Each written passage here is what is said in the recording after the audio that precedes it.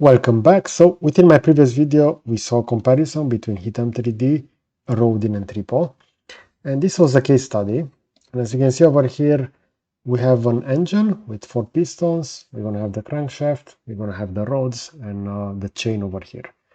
Now, this is the output. As you can see, this was the first one that was actually created by HitM3D.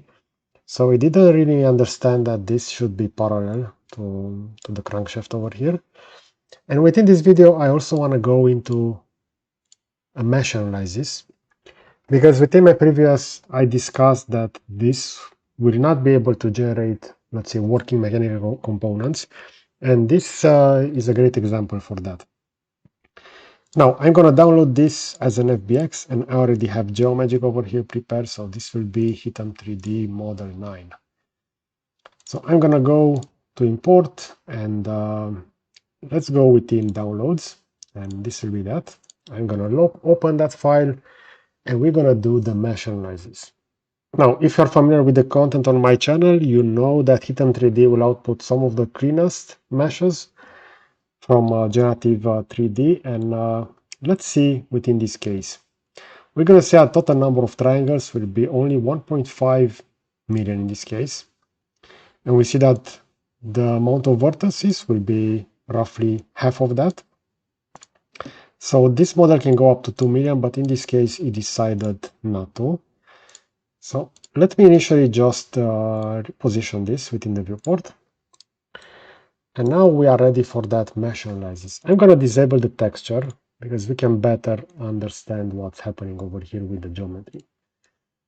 We're going to see that the piston rods will be linked together over here. So they will be connected twice to that crankshaft, which is again really interesting how Generative AI decided to make that. And we're going to see that the pistons will actually have interconnecting meshes over here. Now, there is a lot of noise over here, as we can see on the top of the pistons. So let's go ahead and do that mesh analysis. I'm going to go with the Mesh Doctor, and I'm really curious if we have any self-intersections or non-manifold vertices. Again, they will not be in this case, but I'm pretty sure that there will be a lot of spikes. And as you can see, mostly those areas that I presented previously will have a lot of spikes. Now, regarding the total amount of small components and tunnels, I'm going to go ahead and cycle between these. So we have over here a little bit of self-intersection. We only have a small triangle in the middle. So that can easily be fixed within GeoMagick over here as well. So this will be the small elements. This will be a floating small component. So we're going to see that there will be roughly around 8 of those small components. Now let's go ahead and cycle and see where we're going to have those small tunnels. So we have one over here. I can enable and disable that clipping plane. And we're going to see that actually this will be connected inwards. For the following one, this will be a little bit larger. As you can see, this will actually be the section of the gear where the chain will be added to the gear. It's completely off within the generative AI model, so even that it's completely off, but at the same time it also will have those problems with the mesh. Over here we have at the end of this screw again that clipping plane, the small tunnel.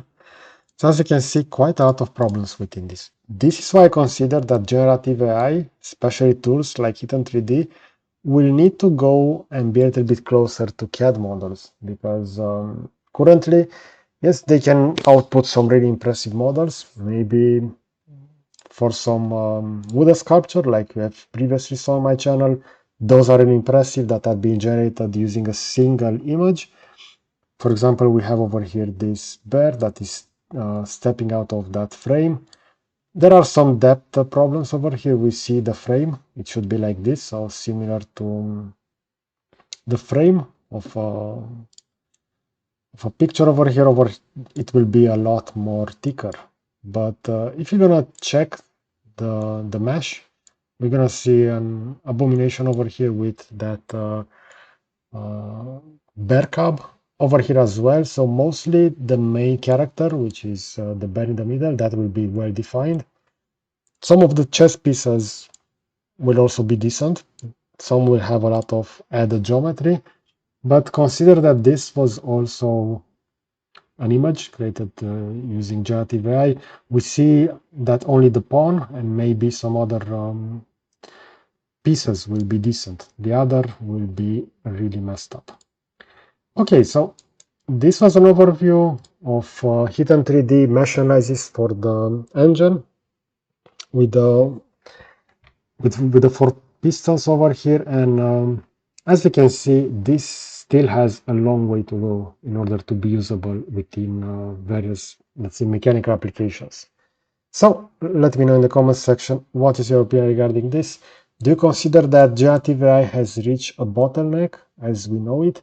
And these kind of tools, in my opinion, will have to go a little bit closer to CAD tool developments so that they can be synchronized together, and the output then will be something that can be actually usable in most cases. Because at the moment, this feels like mostly like a gimmick. You can create some nice models, you can maybe add those within a VR environment, play with them, but that's pretty much where this will lead at the moment. Okay, so I hope you enjoyed this kind of content. You're gonna find a similar video on the left side, and you're also gonna find the subscribe button to the right. So thanks for watching.